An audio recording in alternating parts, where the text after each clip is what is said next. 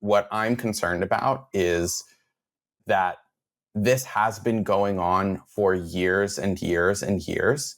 And I really do think it's incumbent upon every crypto protocol to, if they're not sure and if they haven't done an audit and a specific audit with an eye to these sorts of problems, do that audit and make sure their code is safe, because it's very possible that some of these exploits, whether it be malware on a personal machine, whether it be a tainted smart contract, has laid dormant for a very long time and just hasn't been attacked. That doesn't mean that the attack isn't, ready to happen. Hi, everyone. Welcome to Unchained, your no-hype resource for all things crypto. I'm your host, Laura Shin, author of The Cryptopians. I started covering crypto 9 years ago, and as a senior editor at Forbes, was the first mainstream media reporter to cover cryptocurrency full-time. This is the October 8th, 2024 episode of Unchained. Polkadot is the original and leading Layer 0 blockchain with over 2,000 plus developers. And the Polkadot 2.0 upgrade will be a massive accelerator for the ecosystem, making it faster, more secure, and adaptable. Perfect for GameFi and DeFi to build, grow, and scale. Join the community at polkadot.network/ecosystem/community. Mantle's METH is now the fourth largest LST with $1.3 billion in TVL. METH offers holders cumulative incentives and airdrops, in addition to native ETH POS yields. This includes exclusive rewards like Eigen and Cook. Check it out at meth.mantle.xyz/campaigns. Today's topic is how North Korean hackers have infiltrated the crypto industry. Here to discuss are Sam Kessler, CoinDesk's Deputy Managing Editor for Tech and Protocols, and Taylor Monahan, Security at MetaMask. Welcome, Sam and Taylor. Thanks for having us. Yeah, excited to talk about this. Sam, you published a bombshell of an article last week about how North Korean IT workers are infiltrating the crypto industry. Can you tell us what you found? Yeah, thanks for calling out a bombshell.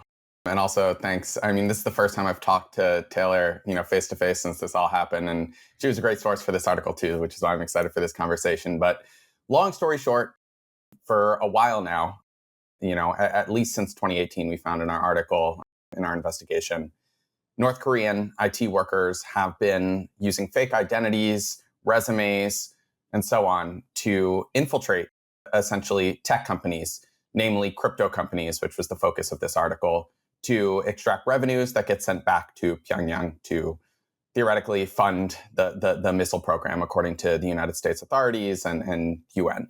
That's kind of at a very high level what's going on here. The idea being that getting revenues back to North Korea's very heavily sanctioned regime is difficult using traditional employees when you're so sanctioned. So you got to find other means to get money there.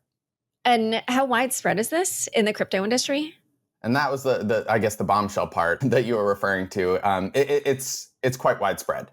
So in this article, we named, I don't know the exact number that we ultimately named. There are around a dozen, but Taylor knows even more examples. I think I independently identified 12 examples of companies in the crypto industry that have unwittingly hired these North Korean developers who said they were from Japan, Malaysia, Singapore, the United States, Canada, and so on. And they were some big companies too, which is, part of what this investigation sought out to show people. It's not just companies and projects that you haven't heard of, but it's big name protocols that people listening to this podcast may know. Cosmos Hub, Injective. There's a project from Yearn Finance, Sushi.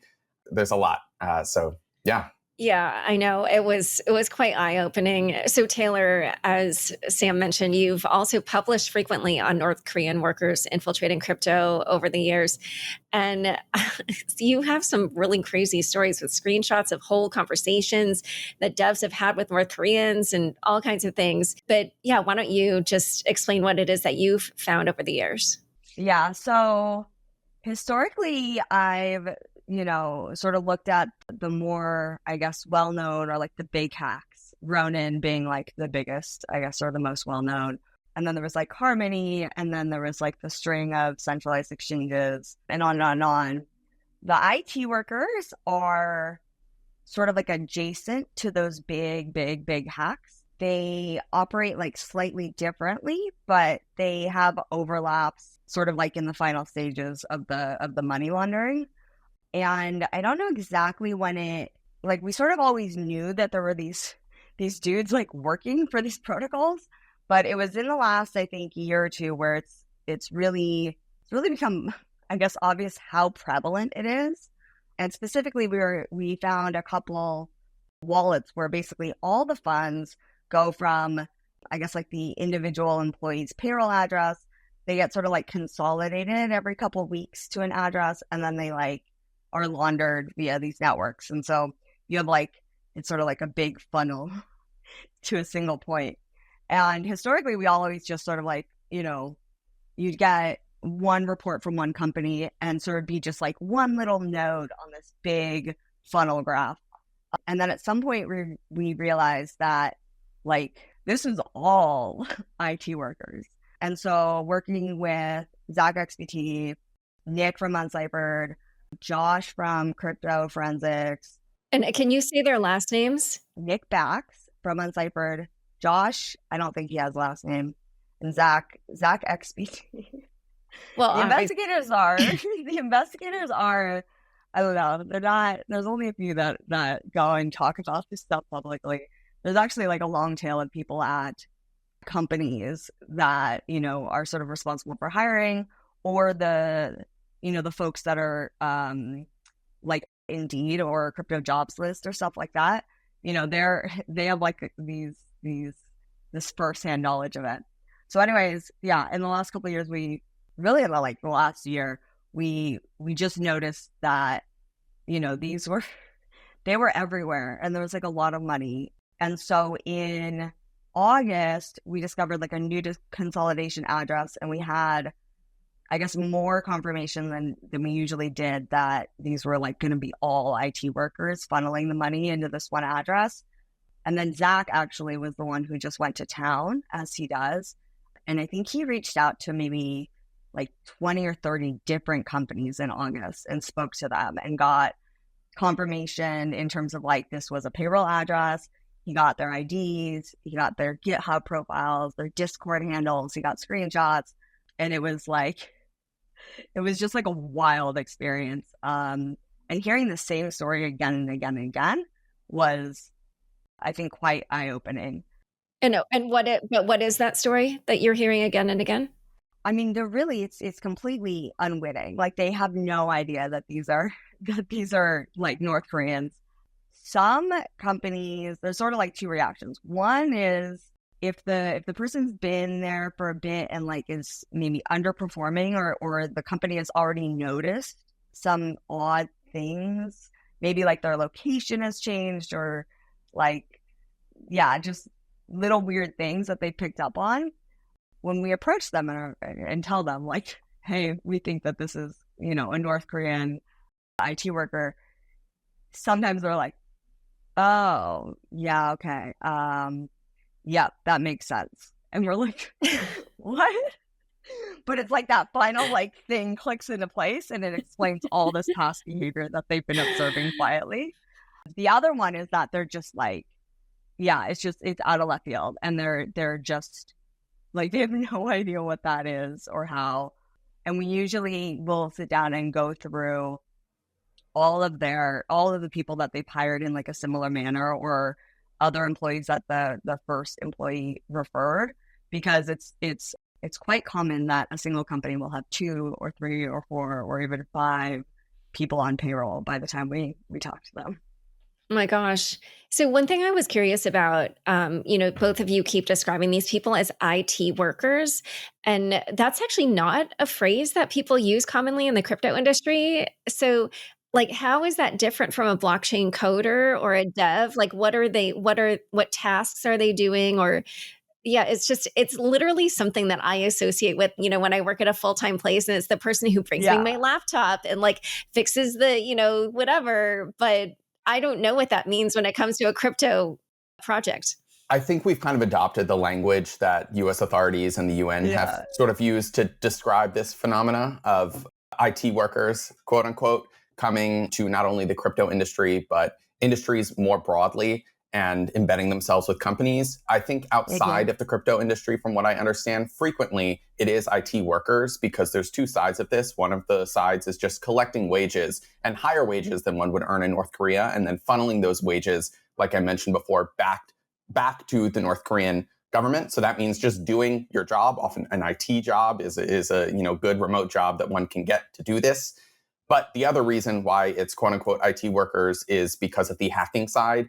Frequently, what you'll see happening is companies, particularly in crypto, which is what my report was about, and Taylor has done a lot of research on, a lot of these companies ultimately get exploited. Chainalysis, investigations firm in the space, so I know has been on this podcast, they've found that since 2024 started, North Korea, which is behind all of the largest crypto hacks, basically, I'm generalizing here, about half of those big North Korean attacks were perpetrated or at least aided by North Korean, quote unquote, IT workers. But the work that they're doing, at least in the crypto industry, is very generally developer work.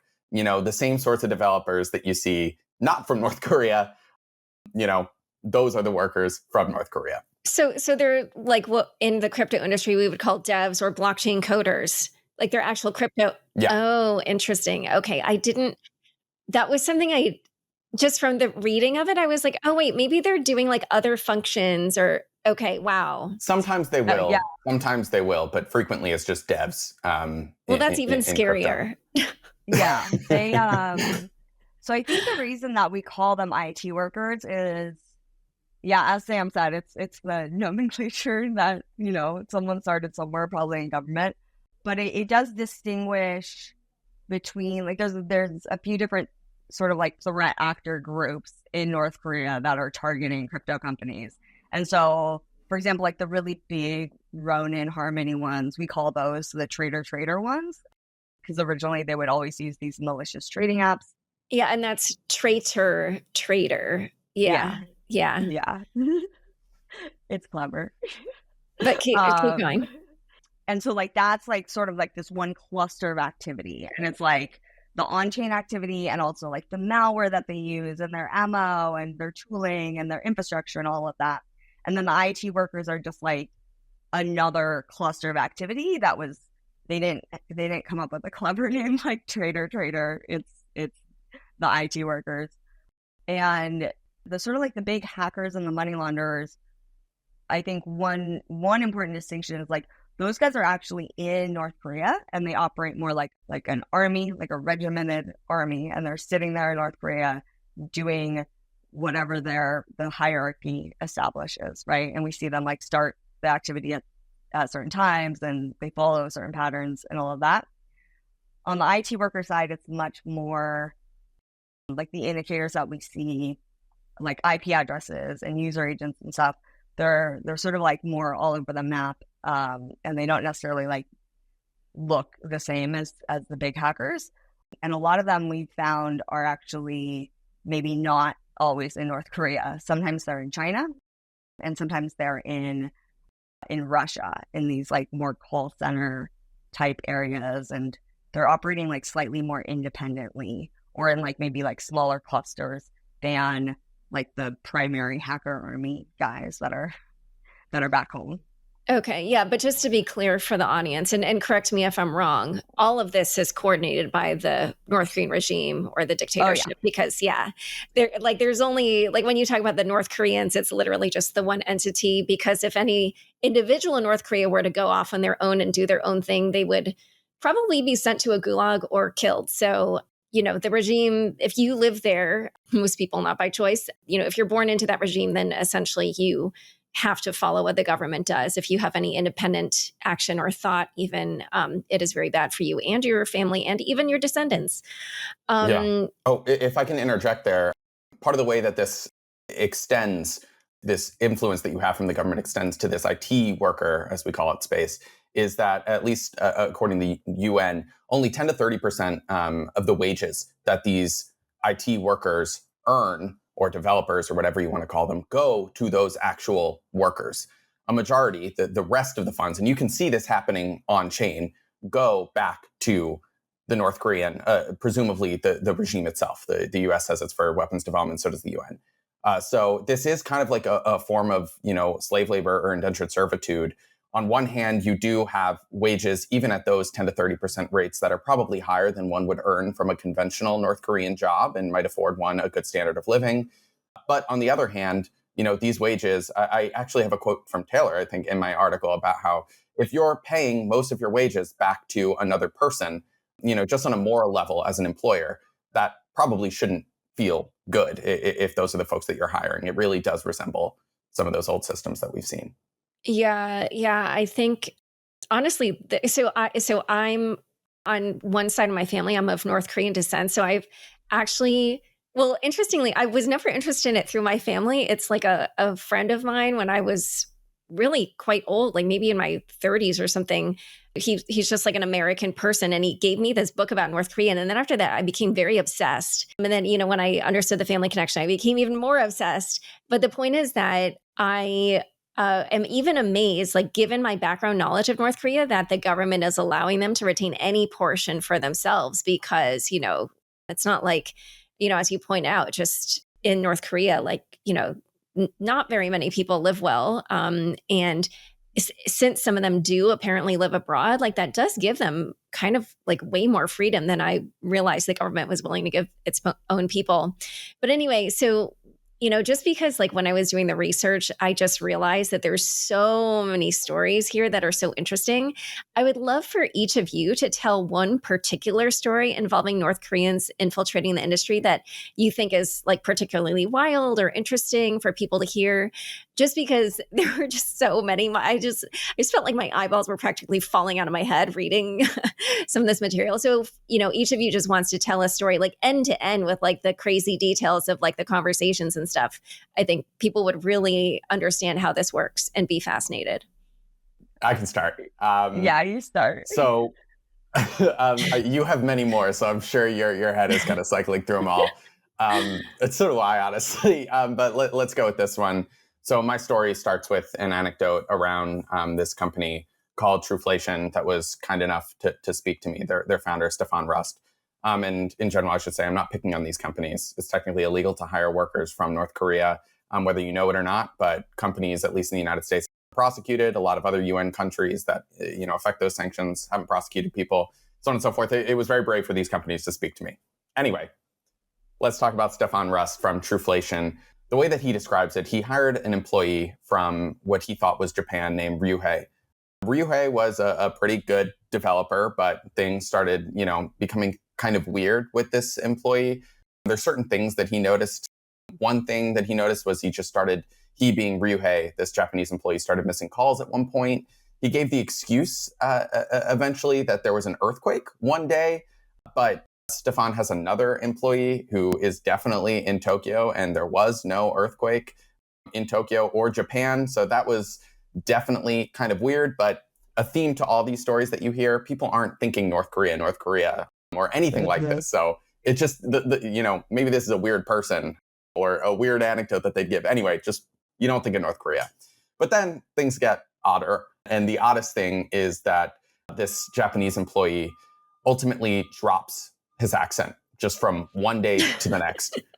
So this suggests this is probably a different person than the Japanese employee that Stefan thought he was speaking to.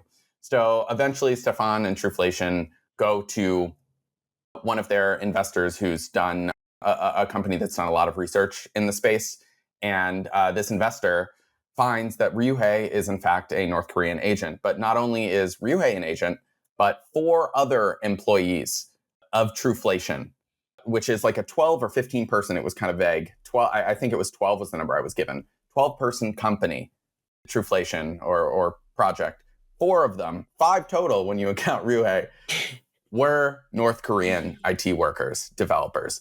A really interesting part of the Trueflation story to me is not only just the scale of this, the fact that all of these workers that Stefan had hired within around a 2-month period, he said, ended up being North Korean. But another anecdote he gave me, aside from the Ryuhei one, is that one of his employees said that, I believe it was Vancouver, said he was from Vancouver. And the way that Stefan, you could tell that he really liked this guy, even as Stefan was talking to me after he knew that this person was North Korean. He was a really good developer. He seemed like he was right out of college. There's some quotes in the piece if people want to check that out, where I explain this a little bit more at length. But apparently this was a really good developer, which is a story that you hear all the time. Some of the developers were good, some weren't. This one was really great.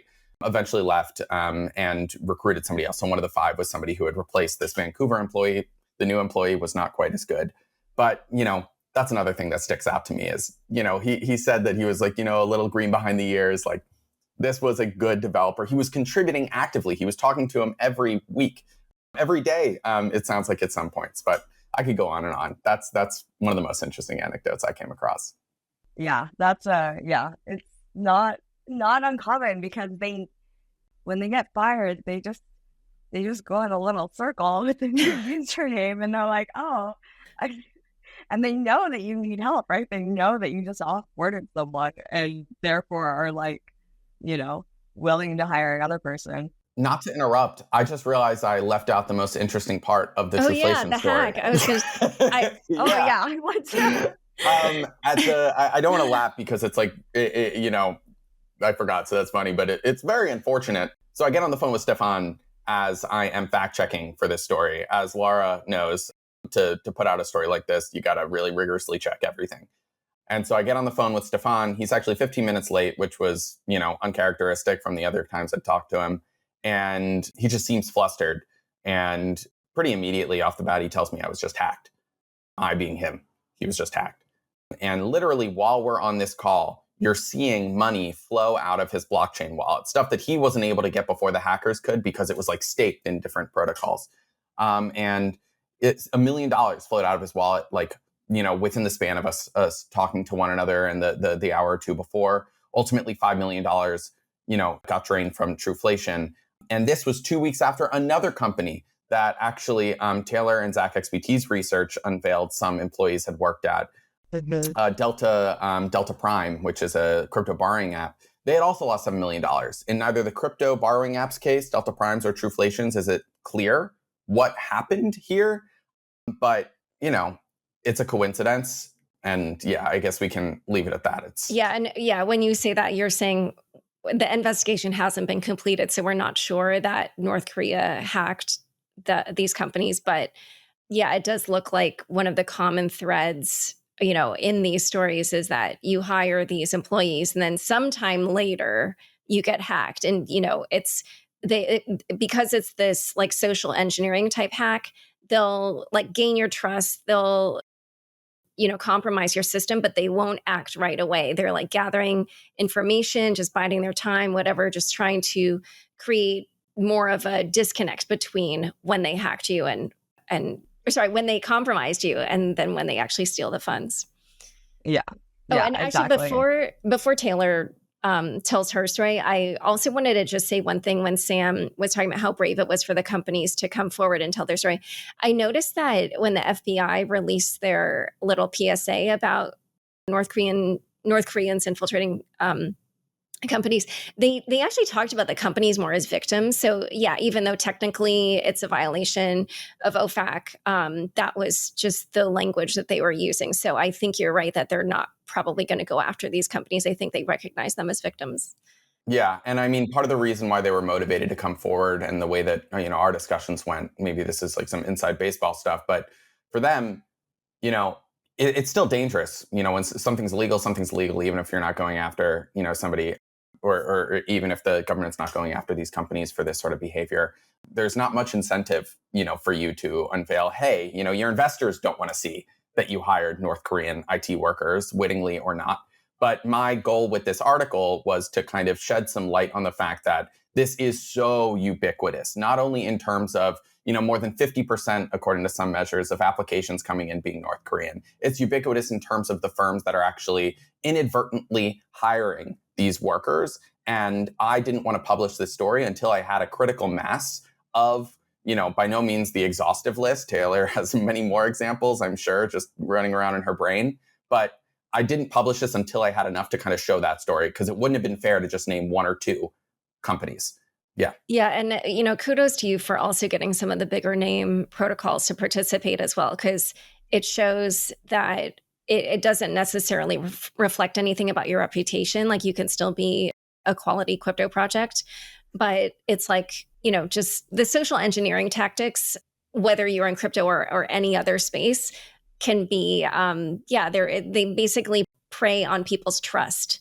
So, because we have an open society, we have that kind of trust, but yeah, they're obviously a bad actor. Anyway, Taylor, what story would you want to share?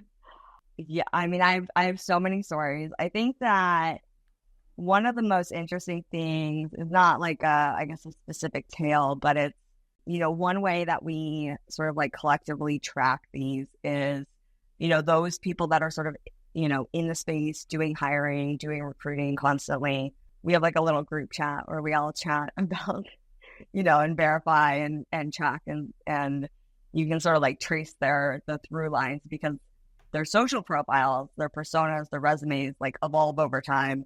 But you can like track through, like if their LinkedIn gets shut down, they put a new LinkedIn on, but their GitHub will be the same, etc. And then we also, sort of go and like we'll interview them, we'll talk to them, we'll try to understand if there's like any big red flags that we can educate around. And I think one of the most interesting things is that over the last year, they've rapidly evolved. So it used to be that they would just like not go on camera. And that was like a big red flag. And so we told all the companies like, yeah, so make sure you have your interviewees cam up. And that was like good advice for like maybe a month. And then when they stopped getting jobs. And so then all of a sudden they started camming up. And that was like sort of a shocker for me because they'd always been this like very much like removed entity and these like, just these like voices or mostly like text-based communication. And so they started camming up and you can notice the patterns, but there's also like, it's just super weird. So they're usually literally like in call centers. You can hear like background noise, like they're in call centers, but then they'll always have these quaint fake like Zoom backgrounds on their camera. So they'll have like the Golden Gate Bridge behind them or like these little like snowy cafes or the fake rooms. I don't know if you've ever seen these, like it's like a pack of Zoom backgrounds or whatever, but it's like a fake bedroom behind you or a fake office behind you. And it's just bizarre. And then the other thing is that if you ask them questions that they're not prepared for, that they're not trained for, right? Like they have tactics and, some of them are smarter and more experienced than others, so they can actually like answer technical questions. Others are like quickly Googling or using AI. But if you ask them like normal human questions, like they don't practice those. So if you ask them what the weather is, if you ask them like where they grew up, like, oh, what street? Our favorite one, we asked them, he said that he was in Amsterdam, right? He said that he'd grown up in Amsterdam. And then we asked him to like say like, hi, my name's so-and-so, like I'm a blockchain developer or whatever. And he was like, oh, you speak Dutch. And then the person interviewing was like, yeah, of course. Like, and you're in Amsterdam, like, let's go. He just literally dropped off the call, just like left instantly. And it was the wildest, like, it was the most, I don't know how to describe it. It's just like so completely unexpected. And I think it's like a numbers game for them, I guess. But then he came back in email, like maybe an hour or two later, and was like, why did you ask me these questions? And was like very upset at us, and then got back on the phone call, but this time refused to cam up and was clearly a different person and was now prepared to speak Dutch or whatever. It was just like the whole thing. I was like, you guys are so like dedicated, but in a very uncomfortable way. The whole thing just makes me, I don't know. It's scary in a bad way. That is such a crazy story. I find it hilarious that he was like, why did you ask me such a question? But just out of curiosity, so when they came back, was that wasn't on video then? That was just like audio or? Yeah, it was just audio. He wouldn't cam up. He was like very kind of like almost aggressive or at least like antagonistic about the questions. It was very odd. And when you're saying are you talking about at MetaMask or where are you? talking So about? it's not via MetaMask. We are not randomly like interviewing IT workers for fun. It's like a side group of sort of investigators and people who are tracking these threat actors, and then that intel, obviously we all share it to help the companies that we work for, but also we try to, like, inform and educate people around the industry, because it really is like the more you know, the better off you're going to be. And it's been so long that nobody knew. So, the more that we can do to really shine a light on their tactics and what they're doing and all these things, the better it is. Okay. And is that the SEAL team group, or is that a different group? Yeah. So some of them are in SEAL, are part of SEAL. It's really just a ragtag group chat on Telegram. Okay. I should add, like, as a journalist, I haven't written this article. Laura, maybe you guys can write this article at Unchained. But one of the things that, is interesting to me is that there is this group, very informal, of researchers like Taylor, like Zach XBT, like some of those other folks that you mentioned earlier, Taylor. Some companies also are involved that kind of in this informal manner are assembling behind the scenes whatever they can to sort of, map out these webs as a sort of collective effort. And this is all just like happening on the side of law enforcement, on the side of, any of the big efforts from some of these security firms. And it's interesting. Yeah, I'd like to learn more about it. Taylor's the expert on it. But yeah. I think it's just, I think because there's so few people that are really diving into not only like what they're doing and their MO and stuff, but then also the on-chain crypto side as well, that we all sort of just find each other and like become friends, because it's such a weird niche like field to research, that when you find other people that kind of speak your language and understand what's going on, and you can like share intel and the other person like gets it, yeah, you become friends pretty quickly. I know. It's almost like it's like a mini governmental or law enforcement group, just that the crypto industry, created. All right. So in a moment, we're going to talk more about the characteristics of this infiltration. But first, a quick word from the sponsors who make this show possible. Polkadot is the original and largest Layer 0 blockchain with over 2,000 plus developers. And the anticipated Polkadot 2.0 upgrade will be a massive accelerator for the ecosystem, upgrading the infrastructure with 8 times higher transaction throughput and twice as fast block times, perfectly tailored core time for the needs of every protocol, trustless bridges internally and into Ethereum, Cosmos, Near, Binance Smart Chain, and revised tokenomics and the implementation of a token burn to reduce inflation. Perfect for GameFi and DeFi to build, grow, and scale with one of the most active crypto communities in the space. Polkadot recently announced a partnership with Mythical Games, bringing top games like NFT Rivals with over 650,000 players and 43 million transactions to pave the way for GameFi and the Polkadot ecosystem. Get your Web3 ideas to market fast with economics that work for you. Think big, build bigger with Polkadot. Join the community at polkadot.network/ecosystem/community. Mantle LSP is a permissionless and non-custodial Ether liquid staking protocol deployed on Ethereum and governed by Mantle. METH serves as the value accumulating receipt token of Mantle LSP and is now the 4th largest ETH LST with $1.3 billion in TVL. In addition to native ETH POS staking yields, METH holders can access various yield opportunities across dApps on Mantle Network L2 integrations and more. METH holders have previously received over 1 million in Icon token airdrops. With the upcoming October 2024 launch of Cook, the new governance token of Mantle LSP, METH holders can start accruing powder rewards under Season 1, Metamorphosis, which will be convertible to Cook. Visit meth.mantle.xyz/campaigns to learn more. Back to my conversation with Sam and Taylor.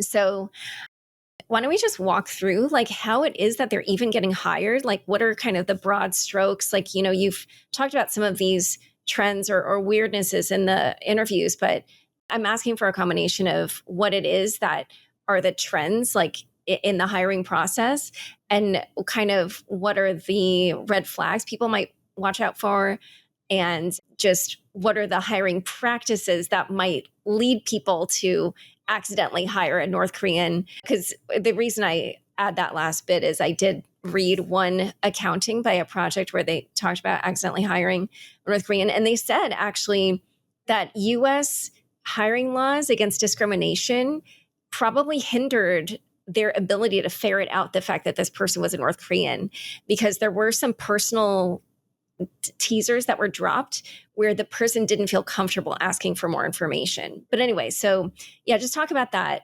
process. What are the trends in that hiring process? Yeah, so I think that like one, especially in the crypto industry, I think that one of like the key factors is they are like, they're really looking for sort of like crypto native or people that are, they're not necessarily like these like formal recruiting things or like traditional employees. Like they really want people that are going to be part of their team who are like crypto natives, who are on the same social platforms or the same communication styles.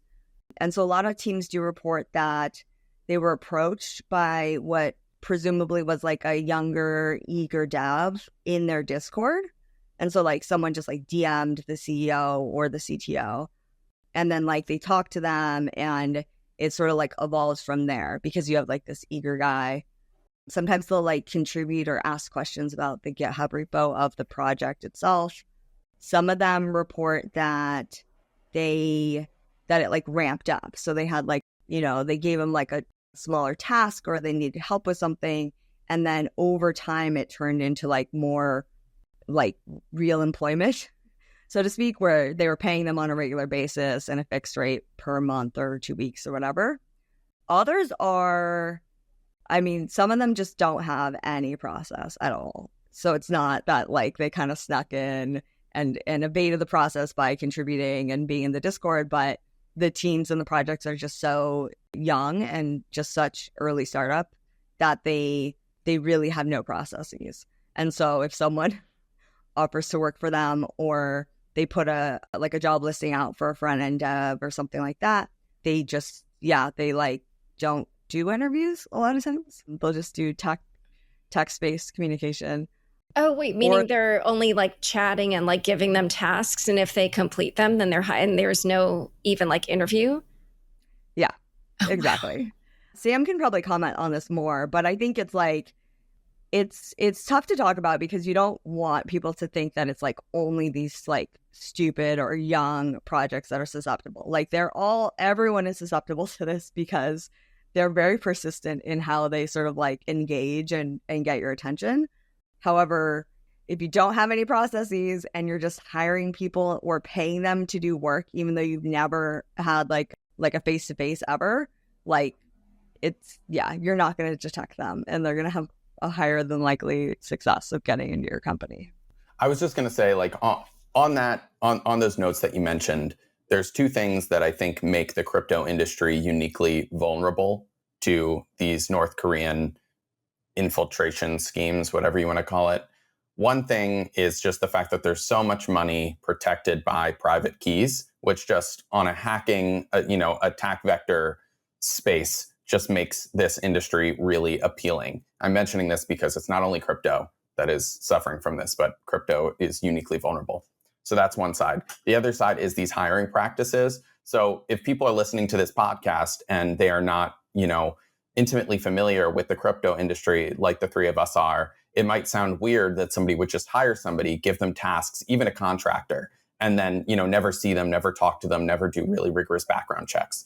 But the thing to really recognize here is that some of the vulnerability for crypto, unfortunately does come down to, I think, the hiring and just contributor culture that we have in this industry. So two things: anonymity. People are just comfortable hiring anonymous, pseudonymous developers. That's not a thing everywhere in other industries. And the other thing is just the lack of formality, in particular in startups and quote unquote projects or decentralized autonomous organizations. We won't get into all that, but DAOs, a lot of the examples that I found were these DAOs where they're like companies that are controlled. Most people listening to this podcast might know, but I'll just explain. They're like controlled by tokens. If you have a token, you can vote on the direction of this thing. And it's like it's an open source community led process. Those folks, Sushi, for example, were super, I think vulnerable to these sorts of things because they don't do the sorts of background checks. One thing, and if there's one last thing I'll end on here,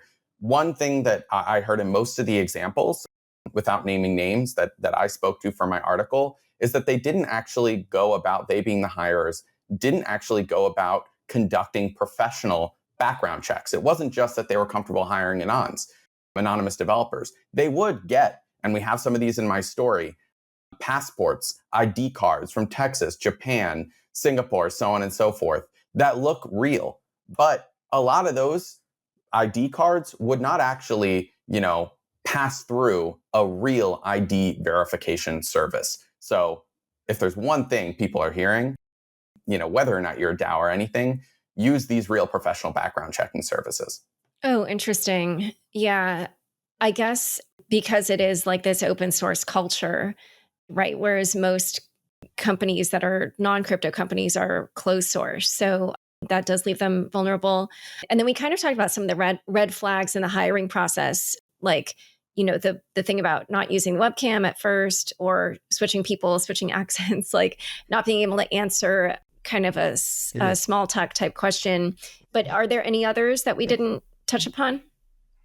I think like the biggest thing, if I have like one piece of advice for people who are like hiring or working with people, is like on top of the background checks, run the IDs. Like it's so easy, but also like just be a human and ask your employees for information about them and have conversations like out of genuine curiosity. If you do so, very quickly there will be massive gaping holes in their story.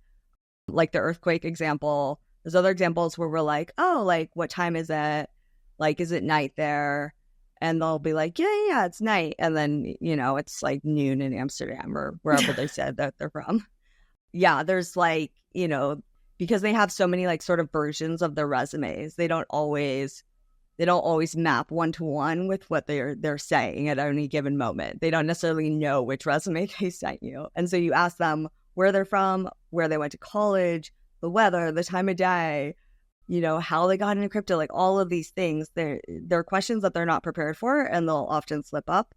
But also it's like, for me at least, like even if you're a DAO, right? Even if you're like the super crypto, you don't want to do KYC, you don't want IDs, whatever, you should still want to know who you're working with or who is working for you, right? You want to know you want to be on the same team, you want to be working towards the same goals, have conversations, and then, don't just like let their weird wrong answers get away, right? Like if there's not an earthquake, they said there's an earthquake, there's not an earthquake, don't just write it off as like a weird crypto thing.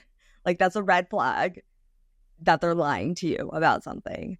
And enough of those red flags, and you should, even if they're not North Korean, they probably shouldn't be contributing to your company or your project. It's just not going to end well. I did see a couple of, I think like to us, they're snarky, but they actually work, comments about how to ferret them out during the hiring process, which is somebody tweeted something like, and this was actually an older tweet. And this was Adam Cochran. He tweeted, just do what Mike Demarest does and make them draw a mustache on a picture of Kim Jong-un as part of the hiring process. And I feel like I saw another tweet where somebody asked the person to like say something negative about Kim Jong-un, and the person like literally just left the interview. So, I mean, it's funny to us just because we can say whatever the hell we want to our president and, criticize them, whatever. But yeah, North Korea, like that can get you, severe penalty. Okay. So then one other piece is obviously at a certain point, then the money can get traced in terms of it being sent over to the North Korean government. So how does that part of it work? Like, I'm assuming, well, or maybe they're literally taking the earnings and sending it immediately, but the projects aren't noticing. Like, is there a delay, or like how did it eventually get found out? Is it like when Zach XBT found that out, was it like they waited a long time to send the money, or what's happening there?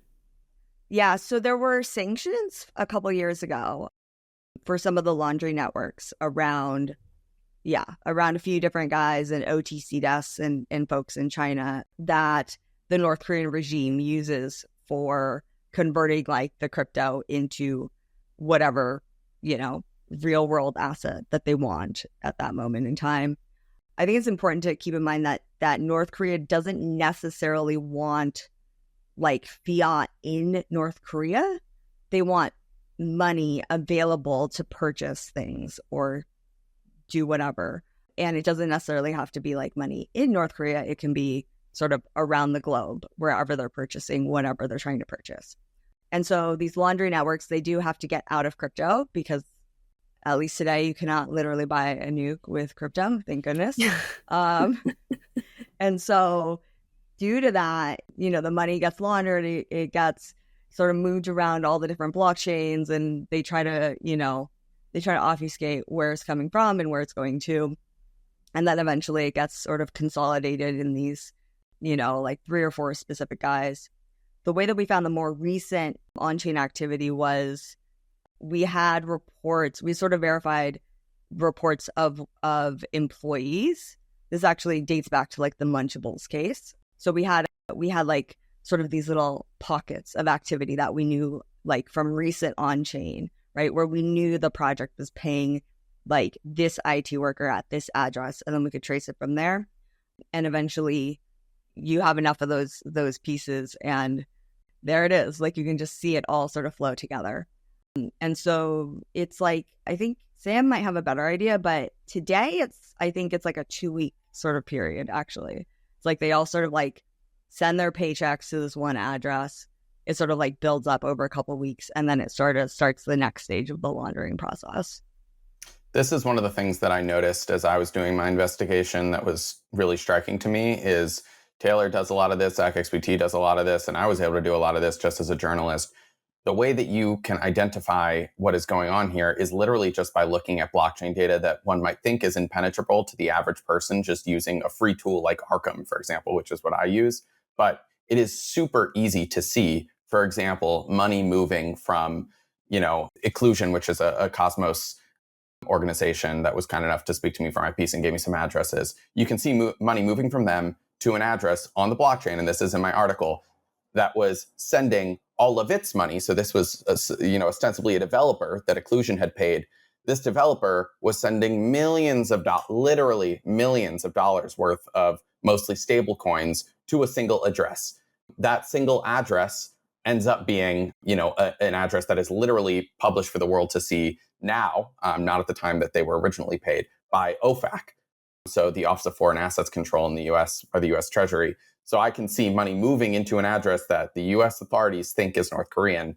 That's how you can track this stuff. But it is very easy to start from there and then kind of zoom out and see funds going to all the, if you really want to, become like Taylor, like it's difficult to, get all these labels built up, but you can see money moving to projects, just dozens and dozens of different blockchain projects, almost all of which we don't name here.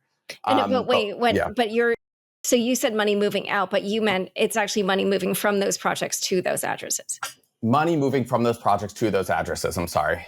Yeah. So it goes from the project. A lot of times it's like a Gnosis safe or a treasury. And sometimes, especially if you go back in time, it's a lot easier because everything's labeled. So you have like the sanctioned addresses on one end that are like big and red because their OFAC has said like, this is North Korea right here. And then on the other end, you have, a Gnosis safe or a treasury or something. And those are also, because they're historic, like, especially the bigger ones, they're often labeled as well. So like, the reason that Sam's piece called it like Yearn, and then the Yearn guys came out and was like, it's actually this other thing, was Unchained. It literally says Yearn treasury. That's where the money's coming from. So it goes from the Yearn treasury to this developer like every couple weeks or so, like a few $1,000s. And then from that address, it goes to this like collection point where you can see other, $2,000, $3,000, $4,000, $5,000, $6,000 coming in from all these other places. And so then when you look at all those, like, oh, where does the rest of the money come from? It turns out that like, even if they're not labeled, it's like, wow, there's a lot of Gnosis safes here. Wow, there's a lot of Gnosis safes that, the only activity is on the 1st and the 15th of every month and is between like $2,000 and $6,000. And you do it over time enough. And yeah, Sam sent me an address. He's like, what do you think this is? I'm like, I have no idea, but like I'm on my phone and I'm going to tell you that that's definitely someone receiving payroll, right? Because it was like $4,000 flat every 2 weeks, like clockwork for like 7 months. I was like, that's I'm sure zero. we could both talk for like 3 hours about it. Does become fun. Like just tracking this stuff. I see why Taylor does what she does, because like now I'm like, on the periphery of this community and can be fluent about it. We could have a whole other podcast. I doubt maybe you'd, go crazy, Laura, but like it does become really interesting how, frankly, to me, easy it is to de-anonymize a lot of these blockchain, entities. People assume that we're at a point where people are sanitary about how they separate their funds and, filter things. But it is so easy for investigators, not just within the industry, but one imagines beyond the industry, the FBI, we have them quoted in our piece, to see individual people and companies sending money to these agents, which is something just broadly, I think, to keep in mind for people in crypto. It's very transparent. Yeah. And this reminds me of how earlier when Taylor said, you can't buy a nuke with crypto. And we all kind of laughed. But obviously, it would be a scary day once that happens. But the thing is that, especially if people end up using things like USDT or whatever, then, those companies can freeze those. So that leads me to my next question. Is most of this in USDT or like what, like especially on Tron or no? I guess payroll wouldn't be. Yeah. So what assets are they using? And are they like being paid tokens or is it all stable coins or what? Yeah. So I mostly look at Ethereum. I presume that there's like a whole bunch of other chains that this is happening on, but it's a mix between stables and like the base asset. So ETH, or if it's like a Solana project, they usually pay in Sol. And then once the funds sort of like get sent on and consolidated, I think today they usually swap out of USDT and USDC in favor of DAI or ETH. However, historically, they would just sit in the stablecoins, the centralized stablecoins. And the FBI was in those sanctions, as part of those sanctions over the whole course of, I think, March 2023, they were able to freeze like millions and millions of dollars that were just sitting in these different, like waiting for the next laundering phase, I guess. They were just sitting in USDT. And so Tether was like, bye. And so, it is possible to freeze, especially with the stable coins. When it happens a few times, they tend to learn that, not to sit in the stable coins anymore. But, Okay. Yeah. So they're already catching on. Yeah, I did see, I can't remember where I saw this, but I also saw that at least for some portion of this, the estimate was that between $300,000 to $500,000 worth of crypto was being sent to the North Korean government every month from these workers. So I don't remember, Sam, if that was from your article, but. So I don't think that was from my article. That might have been Zach XBT or actually there was a DeFi Llama report that I saw recently that had some different numbers. But I cited a UN report just overall. They say $250 to $600 million annually go to the North Korean regime, but that's including all sources from these IT workers, so other industries as well. Yeah, I would say the 500K number a month for the crypto ones is accurate. So they're basically making at least 500K a month in crypto. So from crypto companies who are paying them in crypto, they do have other IT work that is not for crypto companies. They're hitting up like a lot of the AI companies. Okay. So then, and that's like a whole other like network that they use. Yeah, this is not actually just a crypto problem. It is a much bigger problem. Okay. So then earlier we talked about how a lot of these protocols were later hacked. So what were the mechanisms that they were using to perpetrate those? So I gave an example in my piece about Sushi, which is a decentralized exchange, and much broader suite of products that's been around for a while, which at its peak lost around $3 million in a hack that was not until now attributed to North Korea. And I think that one kind of is very emblematic of the broader trend that Taylor can speak to better than me of how these things work in terms of quote unquote social engineering, where North Korean hacks, as Taylor has explained to me, and I've quoted, and I'll let her explain again, like they are not usually hacks like you think of when you watch Mr. Robot. I explained like in the article, like green computer terminals and stuff like that. The sushi hack, which I'll explain, shows how they're mostly social engineering, where you gain the trust of an individual, offering them a job, like a dream job, and then sending them a malicious link, sending them an email, joining their company, and then sending them an email that is laced with malware. That's usually how this stuff happens. It's not just like, hacking the mainframe or whatever. But at Sushi, this is an example of it. You had two employees, maybe it was one employee, maybe it was one organization that were working for this miso product. Eventually, one of those employees, both of those employees stop getting paid because they're not doing work by the Sushi DAO. So they're kind of let go. And then one of those employees really wants their money and they're like, screw it, I'm going to hack the protocol. So what they did was they, because Sushi had forgotten as a DAO to revoke access from the core protocol, the core miso protocol, from this employee who they had already let go, this individual just uploaded code that they said was like, quote unquote, code cleanup or something. You can see them doing it, on GitHub. They uploaded code that essentially rerouted certain funds from a treasury address to their own address. And using blockchain data, I was able to find that these individuals were linked to certain addresses that were linked to the North Korean government, to a sanctioned address. It's very easy to kind of draw that line. And there's some other evidence that Taylor knows about that we also found with one of these people, like in a fake Japanese passport. But anyway, this is a perfect example where they had trust. They were able to get their hands on the literal code base and then exert influence or, infiltrate in that manner.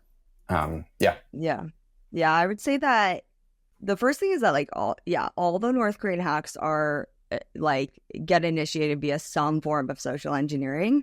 Whenever you see like a very technical, like a big DeFi technical exploit, it's like, I don't think there's ever been a case where that's actually been North Korea. The way that they operate is they trick you into getting access to something, and then they steal private keys, or they instruct your AWS server to withdraw all your money to their address or the smart contract or whatever it is.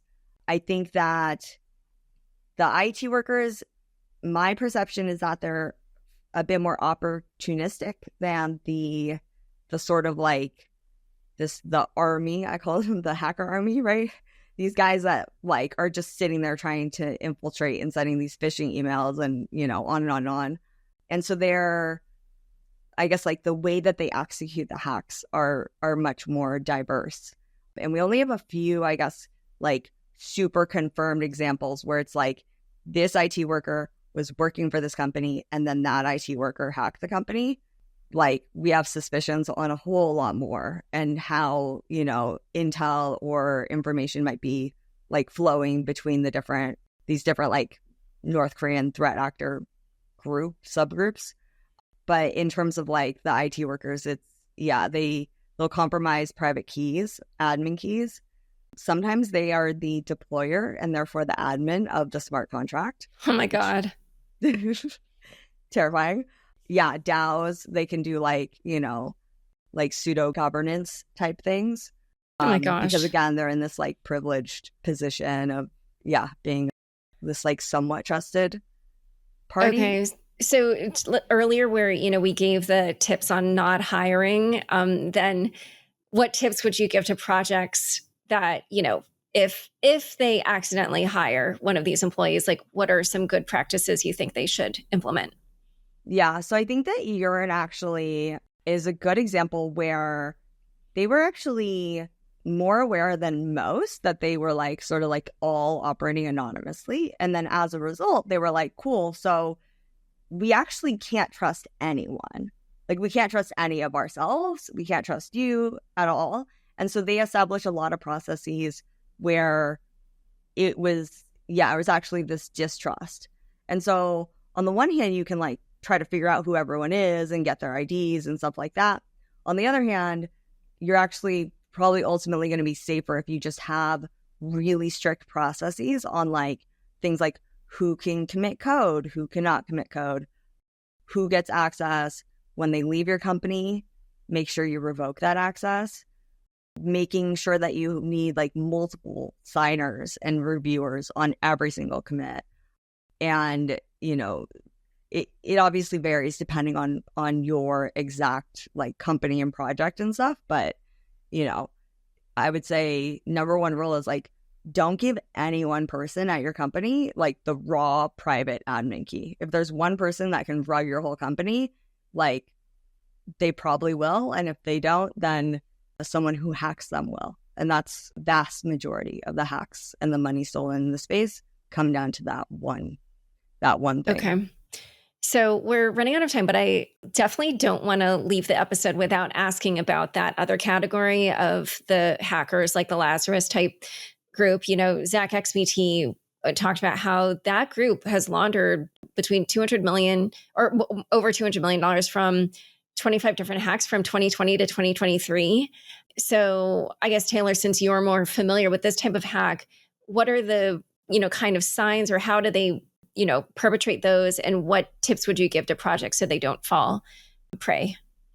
Yeah. So there's sort of like on chain, at least there's like 3 distinct clusters of activity. There's the big centralized exchange hacks that everyone knows about. It also includes like Ronin and Harmony. All of those are cases where like the infrastructure is compromised. It usually starts with social engineering though. So one developer at the company, one DevOps guy, one senior engineer, the CTO, the CEO, someone who has access to the servers, to AWS, to wherever the servers are, they personally got compromised via social engineering.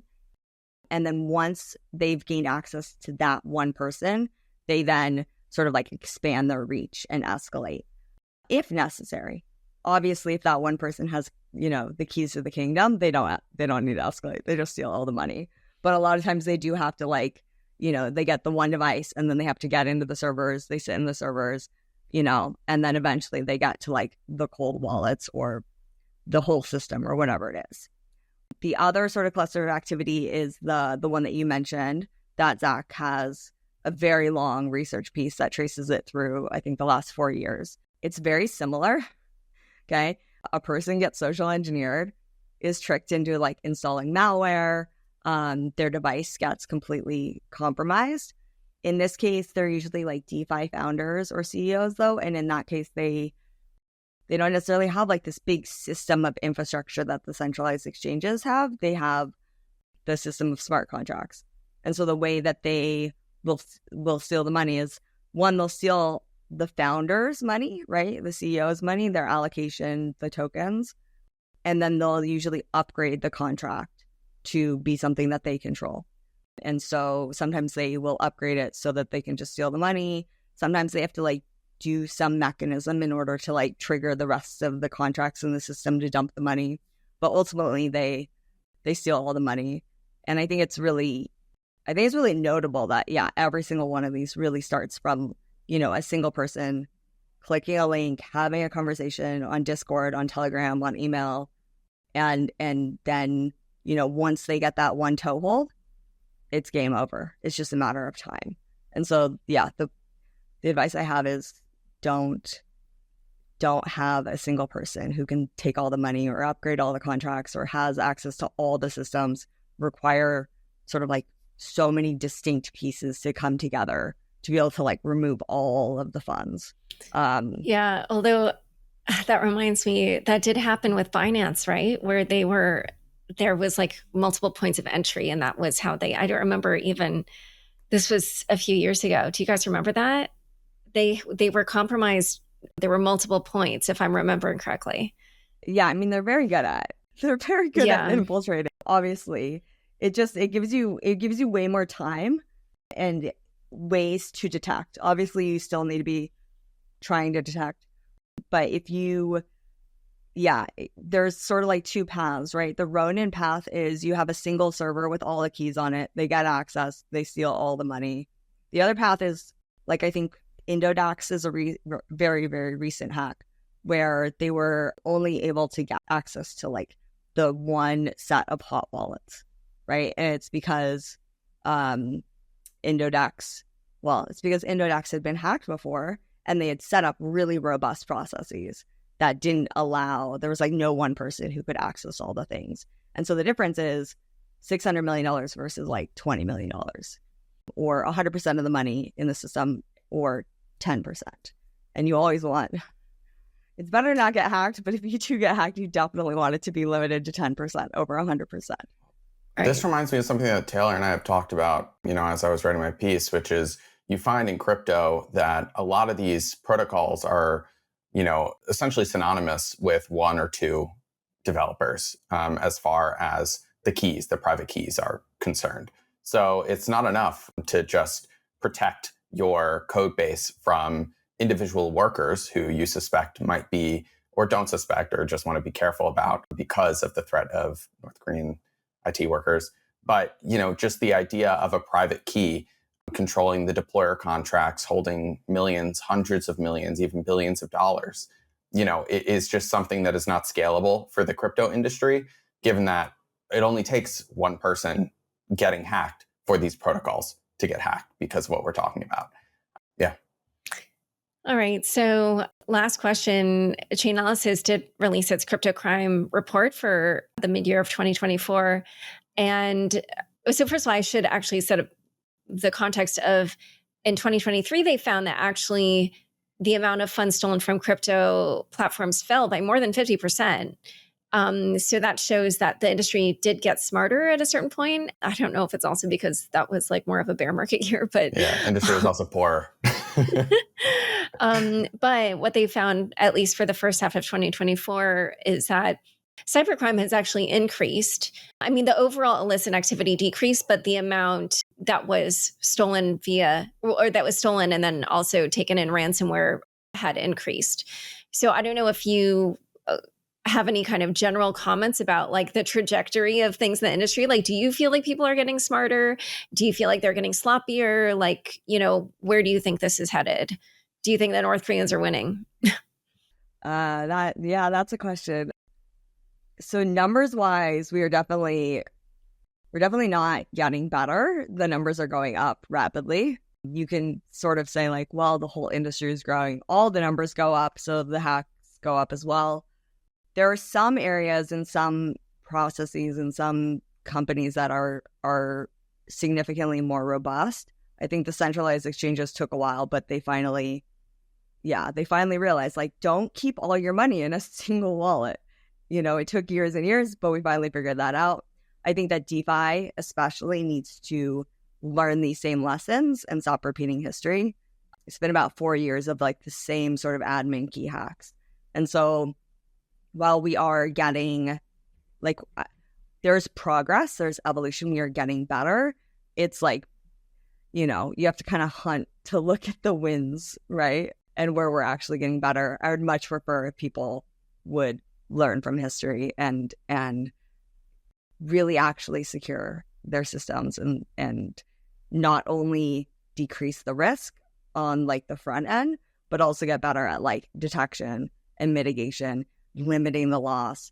Things like circuit breakers, which, Laura, I think you've had people on talking about circuit breakers. Like, it's a perfect example of something that, is not necessarily the most obvious thing, but it can have such a huge impact if something bad does happen.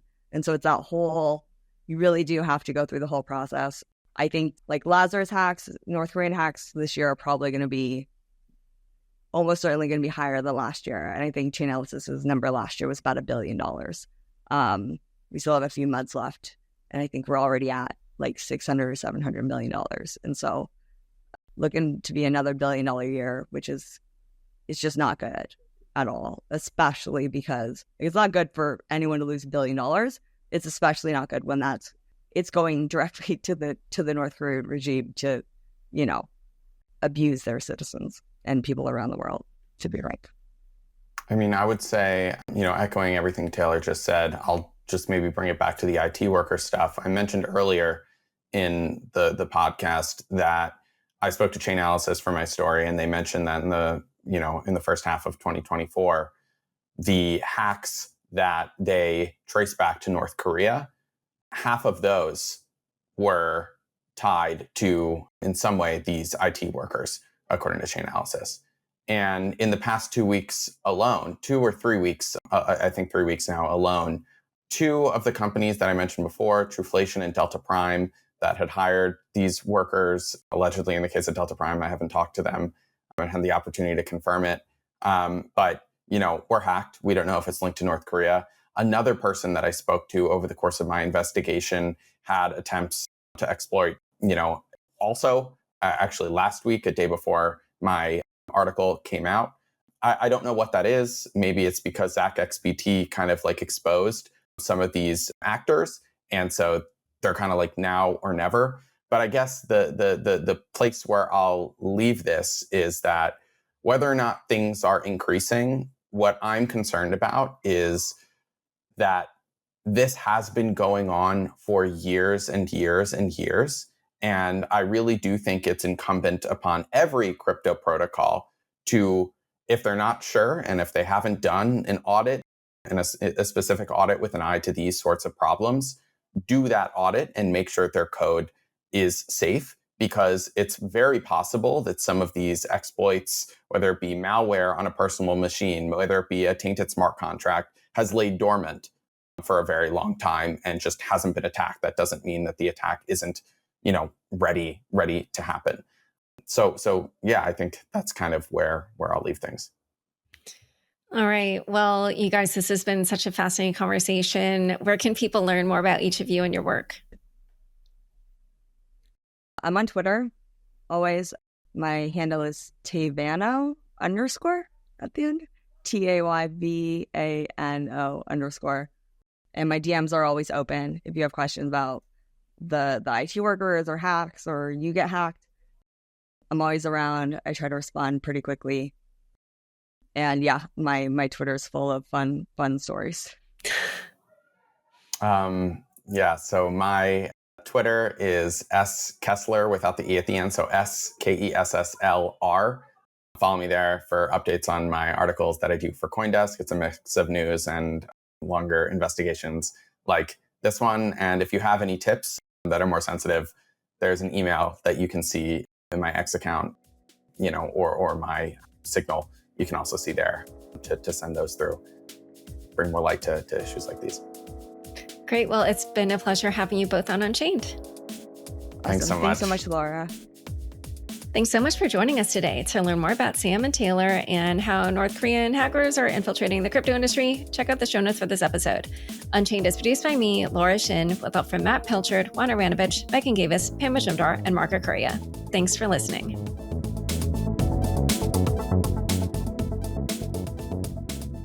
Unchained is now a part of the CoinDesk Podcast Network. For the latest in digital assets, check out Markets Daily, 5 days a week, with host Noel Atchison. Follow the CoinDesk Podcast Network for some of the best shows in crypto.